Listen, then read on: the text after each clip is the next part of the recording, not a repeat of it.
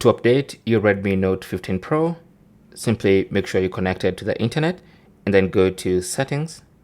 Under settings, go to about phone at the top there, and then you can tap on your current HyperOS version.